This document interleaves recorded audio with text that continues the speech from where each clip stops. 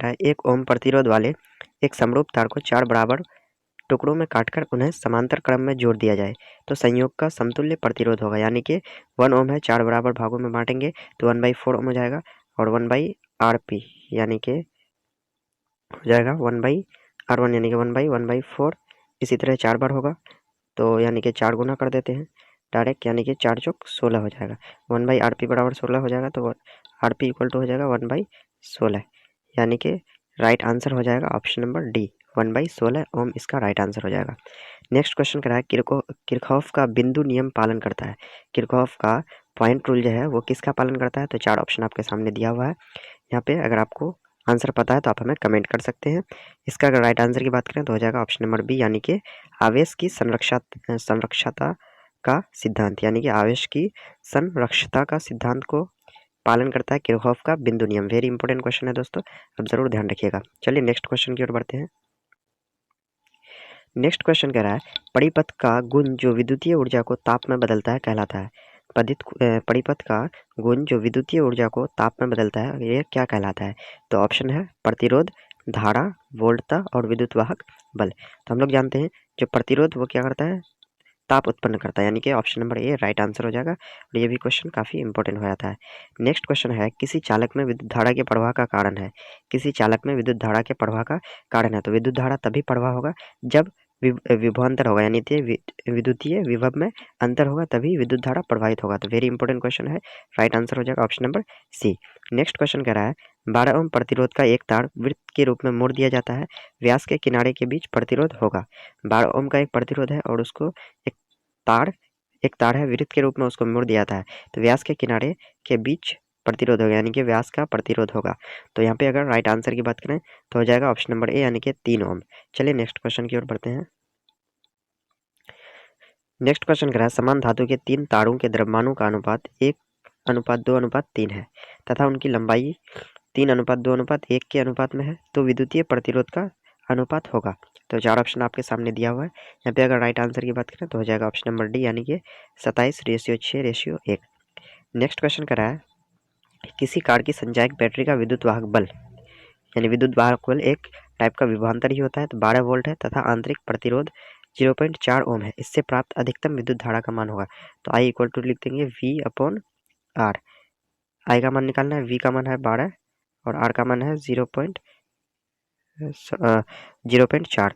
तो पॉइंट इधर जाएगा, यहाँ 0 आ जाएगा, यानी कि 40 या 120, 30 चौक 120, यानी कि ऑप्शन नंबर ए सी इसका राइट आंसर हो जाएगा, यानी कि 30 एम्पियर इसका राइट आंसर हो जाएगा।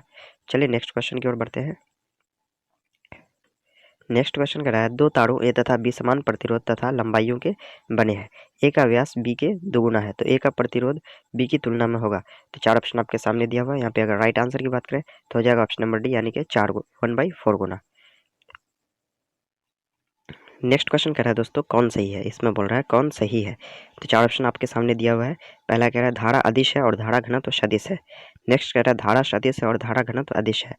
सी बोल रहा है दोनों सदिश है और डी बोल रहा है इनमें से कोई नहीं। तो यहाँ पे अगर राइट आंसर की बात करें तो हो जाएगा ऑप्शन नंबर ए, यानी कि धारा एक अदिश राशि है जबकि धारा घनत्व यानी कि करंट डेंसिटी जो है वो एक सदिश राशि है, यानी कि वेक्टर क्वांटिटी है। तो वेरी इंपॉर्टेंट क्वेश्चन है, आप जरूर ध्यान रखिएगा। धारा एक स्केलर क्वांटिटी है, यानी कि सदिश राशि है। चलिए नेक्स्ट क्वेश्चन की ओर बढ़ते हैं। नेक्स्ट क्वेश्चन कह रहा है 2 वोल्ट विद्युत वाहक बल का सेल जब परिपथ में जोड़ा जाता है तो अधिकतम 5 एम्पियर की धारा प्रवाहित होती है, इसका आंतरिक प्रतिरोध ओम में होगा। तो आंतरिक प्रतिरोध यानी कि R निकालना है, R इक्वल टू हो जाएगा V/I, यानी कि V का मान है 2 और I का मान है 5, 2/5 तो 0.4, यानी कि ऑप्शन नंबर ए इसका राइट आंसर हो जाएगा। नेक्स्ट क्वेश्चन कह रहा है नियत विभवांतर पर किसी विद्युतीय परिपथ में प्रतिरोध को आधा कर देने से उत्पन्न ताप हो जाता है। तो 4 ऑप्शन आपके सामने दिया हुआ है। अगर राइट आंसर की बात करें तो हो जाएगा ऑप्शन नंबर बी, यानी कि दुगुना हो जाता है। नेक्स्ट है यदि विद्युत बल में धारा 3% से बढ़ाई जाती है तो समान प्रतिरोध पर उसकी शक्ति बढ़ेगी। तो 4 ऑप्शन आपके सामने दिया हुआ है। राइट आंसर की बात करें तो हो जाएगा ऑप्शन नंबर ए, यानी कि 6% से उसकी शक्ति बढ़ जाएगी। चलिए नेक्स्ट क्वेश्चन की ओर बढ़ते हैं।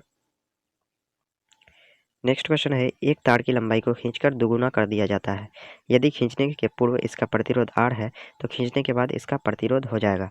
तो खींचकर तार को दुगुना कर दिए तो उसका प्रतिरोध जो हो जाएगा वो 4 गुना हो जाएगा, यानी कि ऑप्शन नंबर ए इसका राइट आंसर होगा। अगला क्वेश्चन कह रहा है विभवांतर की शुद्ध माप के लिए आप किसे पसंद करेंगे? तो विभवांतर की शुद्ध माप के लिए हम ऑप्शन नंबर ए यानी कि 50 ओम प्रतिरोध वाला विभव मापी यूज करेंगे, यानी कि कम प्रतिरोध वाला विभव मापी हम लोग यूज करेंगे। चलिए नेक्स्ट क्वेश्चन की ओर बढ़ते हैं। नेक्स्ट क्वेश्चन कह रहा है यदि दो सेलों के विद्युत वाहक बल E1 तथा E2 हो और उन सेलों के विभव मापी के तार पर संतुलन की लंबाई क्रमशः R1 और R2 हो तो इनमें से कौन सा राइट आंसर होगा? तो ऑप्शन नंबर बी यानी कि E1/E2 इक्वल टू हो जाएगा L1/L2। नेक्स्ट है हमारे घरों में विद्युत उपकरण आपूर्ति स्विच के आड़े जुड़े होते हैं, यानी कि कैसा जुड़ा हुआ था हमारे घर में विद्युत उपकरण कैसा जुड़ा हुआ रहता है, किस क्रम में? तो यहाँ पे right answer option number B हो जाएगा, यानी कि पार्शल पैरेलल क्रम में यहाँ पे जुड़ा हुआ रहता है। वेरी इंपॉर्टेंट क्वेश्चन है ये। चलिए नेक्स्ट क्वेश्चन की ओर बढ़ते हैं। नेक्स्ट क्वेश्चन कर रहा है ऋणावेश का प्रभाव होता है। Very important question. ऋणावेश का जो प्रभाव होता है वो कहाँ से कहाँ तक होता है दोस्तों? तो हो जाएगा निम्न विभव से उच्च विभव की ओर, यानी कि ऑप्शन नंबर ए इसका राइट आंसर होगा। नेक्स्ट क्वेश्चन कर रहा है एक 0.05 ओम प्रतिरोध वाले एमीटर को 1.5 वोल्ट विद्युत वाहक बल के सेल से जोड़ा जाता है। अगर 2.0 एम्पियर की धारा परिपथ में बहती है तो सेल का आंतरिक प्रतिरोध है। तो चार ऑप्शन आपके सामने दिया हुआ है। यहाँ पे अगर राइट आंसर की बात करें तो हो जाएगा ऑप्शन नंबर डी यानी कि 0.7 ओम। नेक्स्ट क्वेश्चन कर रहा है एक प्लेटिनम तार पर ताप बढ़ने पर उसका प्रतिरोध होगा। तो प्लेटिनम तार धातु है तो ये इसका मतलब ताप क्या हो जाएगा? बढ़ जाएगा। अगर धातु को गर्म करते हैं तो उसका ताप बढ़ जाता है। नेक्स्ट है निम्नलिखित में कौन शक्ति की इकाई नहीं है? Very important question. इनमें से कौन शक्ति की इकाई नहीं है? तो ऑप्शन नंबर सी यानी कि ओम पर एम्पियर स्क्वायर यह शक्ति की इकाई नहीं है। नेक्स्ट कह रहा है नीचे दिए गए परिपथ खंड में आई का मान क्या होगा? तो आई होता है विभवांतर अपॉन रेजिस्टेंस। तो विभवांतर होगा -4 और -1 यानी कि -1 -4 अपॉन 30। तो माइनस माइनस प्लस हो जाएगा यानी कि 4 - 1 3 अपॉन 30 यानी कि 1/10 हो जाएगा। 1/10 मतलब 0.10 यानी कि ऑप्शन नंबर डी इसका राइट आंसर हो जाएगा। वेरी इंपॉर्टेंट क्वेश्चन है क्योंकि पहले इसका विभवांतर निकालना पड़ेगा। विभवांतर यानी कि -1 में -4 घटा देंगे तो क्या हो जाएगा? 3 हो जाएगा। 3/30 यानी कि 0.10 एम्पियर इसका राइट आंसर हो जाएगा। चलिए नेक्स्ट क्वेश्चन की ओर बढ़ते हैं। नेक्स्ट क्वेश्चन करा आपको एक ओम का 3 प्रतिरोध दिया गया है। इसके संयोजन से अधिकतम प्रतिरोध उत्पन्न किया जा सकता है। तो संयोजन सीरीज में करेंगे तो क्या हो जाएगा? 3 ओम हो जाएगा, यानी कि ऑप्शन नंबर डी इसका राइट आंसर हो जाएगा। नेक्स्ट क्वेश्चन करा है चित्र में ए एवं बी के बीच तुल्य प्रतिरोध है। तो ए और बी ये वेरी इंपॉर्टेंट क्वेश्चन है। तो इसको कैसे निकालेंगे? तो जहाँ से जहाँ तक जा रहा है यानी कि इस पॉइंट को ए मान लेंगे और इस पॉइंट को बी मान लेंगे। फिर ये पॉइंट क्या हो जाएगा? ए हो जाएगा और ये पॉइंट बी हो जाएगा। यानी ए और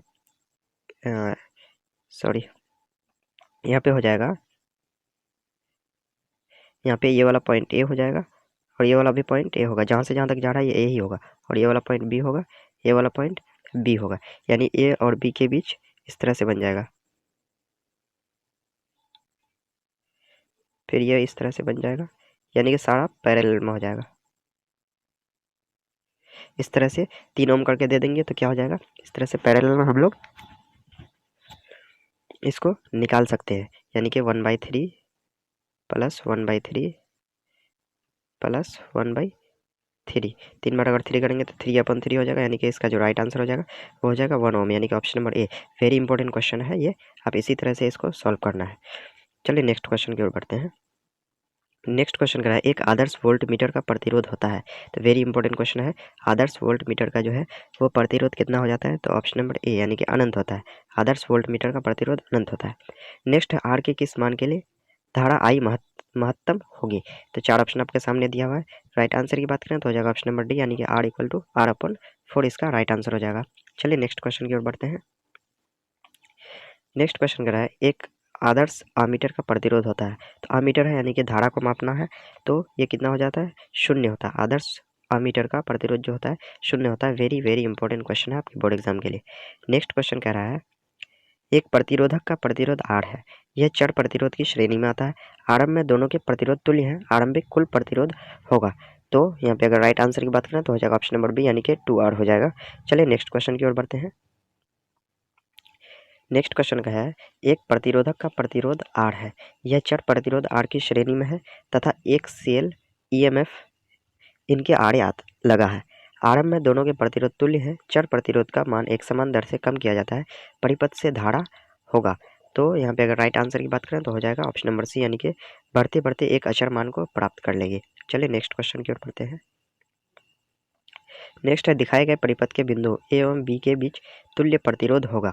तो यहाँ इसी तरह से हम लोग ए अगर यहाँ पे है तो ये वाला भी पॉइंट क्या हो जाएगा, ए हो जाएगा, ये क्या हो जाएगा, बी हो जाएगा, और ये भी बी हो जाएगा। तो इस तरह से ए और बी के बीच में ये वाला प्रतिरोध आ गया, फिर ए और बी के बीच में ये वाला आ गया, उसी तरह ए और ए के बीच में ये वाला आ गया। तो इस तरह से आप इसको सॉल्व कर सकते हैं। तो सॉल्व करके जितना आएगा आप आंसर दे सकते हैं। अगर राइट आंसर की बात करें तो हो जाएगा ऑप्शन नंबर ए इसका राइट आंसर हो जाएगा। चलिए नेक्स्ट क्वेश्चन की ओर बढ़ते हैं। कह रहा है, परिपथ में x के निम्न में किस मान के लिए गैल्वेनोमीटर की धारा 0 होगी। तो इसको यानी कि बैलेंस करना है, तो 5/10 कर देंगे और 10/x। तो 5 2 ज़ा 10 यानी कि 5 दूनी 10, 10 दूनी 20 इसका राइट आंसर हो जाएगा। x इक्वल टू कितना हो जाएगा, 20, यानी कि ऑप्शन नंबर सी इसका राइट आंसर हो जाएगा। तो इसी तरह से आप इसको बैलेंस कर सकते हैं। नेक्स्ट क्वेश्चन कह रहा है, प्रतिरोधकता ताप गुणांक का ऐसा ही मात्रक है। प्रतिरोधकता ताप गुणांक का ऐसा ही मात्रक है, वेरी इंपॉर्टेंट क्वेश्चन। तो प्रतिरोधकता ताप गुणांक का ऐसा ही मात्रक होता है पर केल्विन, यानी कि 1/केल्विन होता है इसका राइट आंसर। चलिए नेक्स्ट क्वेश्चन की ओर बढ़ते हैं। नेक्स्ट क्वेश्चन कर रहा है, यदि ताप का मान 3 डिग्री सेल्सियस से बढ़ा दिया जाए तो प्रतिरोधकता गुणांक का मान होगा। तो इसका जो राइट आंसर हो जाएगा वो हो जाएगा ऑप्शन नंबर सी, यानी कि लगभग समान रहेगा। नेक्स्ट है, स्विच ऑन करने के बाद एक इलेक्ट्रिक बल्ब का ताप क्या होता है। तो स्विच जिस वक्त ऑन करते हैं उस वक्त पहले बढ़ता है और तब क्या हो जाता है, स्थिर हो जाता है। नेक्स्ट है, 100 वाट हीटर के द्वारा 2 मिनट में उत्पन्न ऊष्मा किसके बराबर है। तो 100 वाट हीटर के द्वारा 2 मिनट में उत्पन्न ऊष्मा किसके बराबर हो जाएगा। तो ऑप्शन नंबर डी, यानी कि इसका राइट आंसर होगा 12 × 10⁻³ जूल के बराबर हो जाएगा। चलिए नेक्स्ट क्वेश्चन की ओर बढ़ते हैं। तो दोस्तों यहाँ पे ये वाला इंपॉर्टेंट क्वेश्चन था। तो दोस्तों कह रहा है, 1000 वाट हीटर 230 वोल्ट से चिन्हित है, उसका प्रतिरोध कितना है। यानी कि 1000 वाट ये है पावर दिया हुआ है, उसके बाद 230 वोल्ट ये आपका वोल्टेज दिया हुआ है, यानी कि ये आपका पोटेंशियल डिफरेंस दिया हुआ है, तो उसका प्रतिरोध कितना है। तो अगर आप इसको सॉल्व करेंगे तो ये जो है ऑप्शन नंबर डी इसका राइट आंसर हो जाएगा, यानी कि 52.9 ओम इसका राइट आंसर हो जाएगा। अगला क्वेश्चन है, निम्नलिखित में कौन सा अनुपात धारा घनत्व कहा जाता है। यानी कि कौन सा अनुपात को धारा घनत्व के नाम से जाना जाता है। तो अगर आपको आंसर पता है तो आप कमेंट कर सकते हैं। यहाँ पे अगर राइट आंसर की बात करें तो हो जाएगा ऑप्शन नंबर ए, यानी कि I/A। I/A इसका राइट आंसर हो जाएगा, यानी कि I करंट अपॉन एरिया इसका राइट आंसर हो जाएगा। चलिए नेक्स्ट क्वेश्चन की ओर बढ़ते हैं।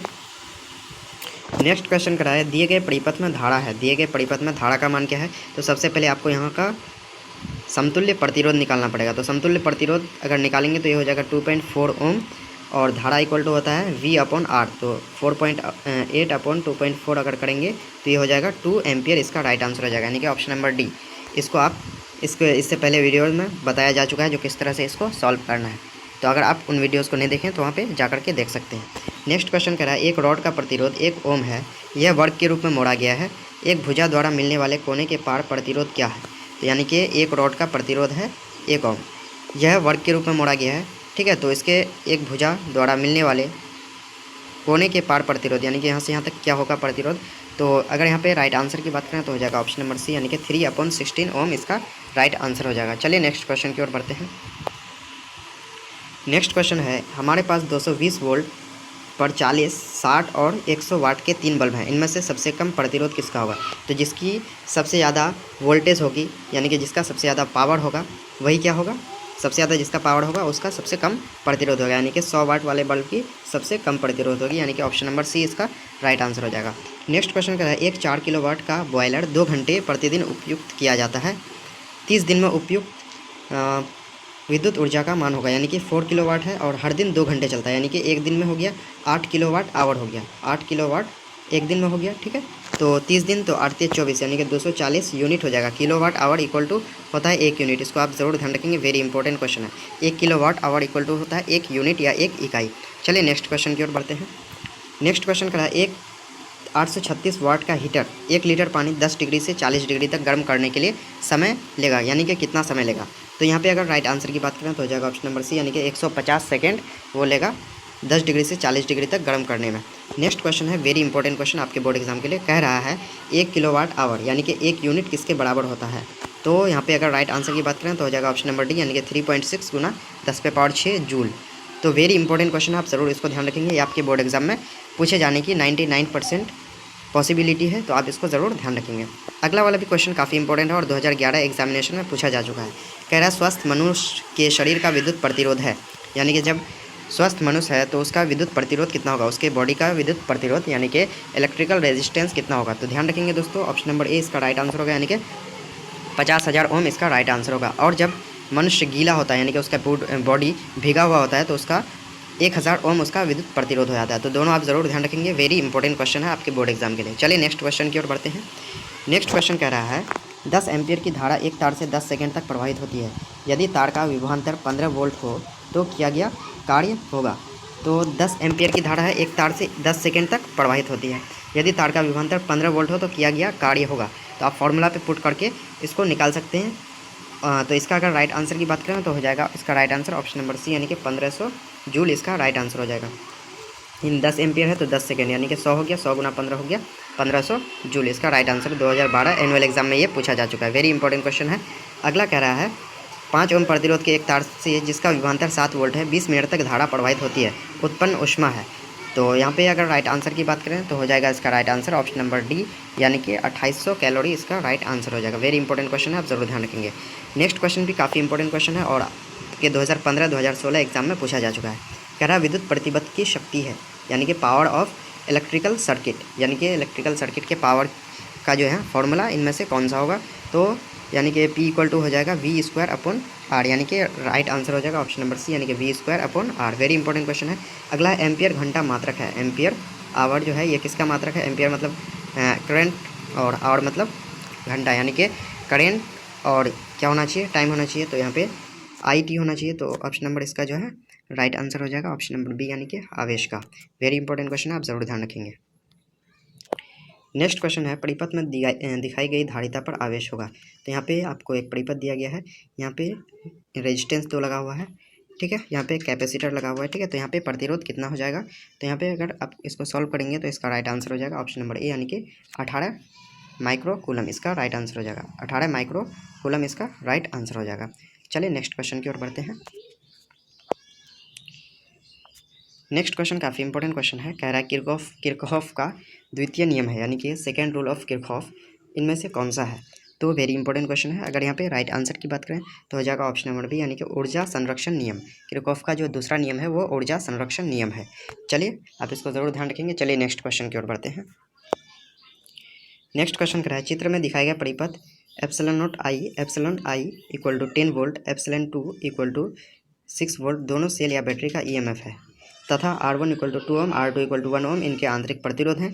C और D के बीच के सेल का विभवांतर होगा, यानी कि C और D के बीच का जो है सेल का विभवांतर क्या होगा। तो यहाँ पे अगर राइट आंसर की बात करें तो हो जाएगा ऑप्शन नंबर ए, यानी कि 6 वोल्ट से अधिक। चलिए नेक्स्ट क्वेश्चन की ओर बढ़ते हैं।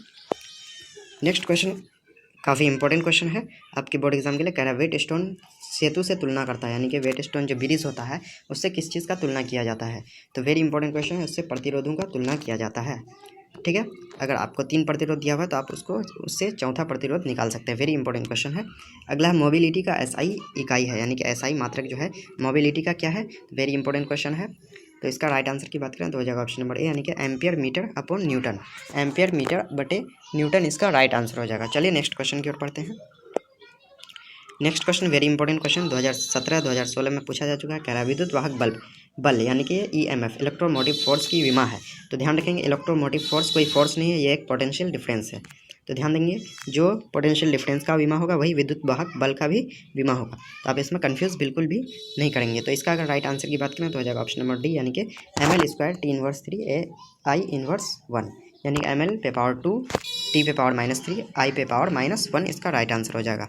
नेक्स्ट है चित्रानुसार G से कोई धारा नहीं जा रही है तो E का मान क्या होगा, यानी कि इस G से कोई भी धारा नहीं जा रही है तो E का मान इनमें से कौन सा होगा। तो यहाँ पे अगर राइट आंसर की बात करें तो राइट आंसर हो जाएगा ऑप्शन नंबर सी, यानी कि 7.2 वोल्ट इसका राइट आंसर हो जाएगा। चलिए नेक्स्ट क्वेश्चन की ओर बढ़ते हैं।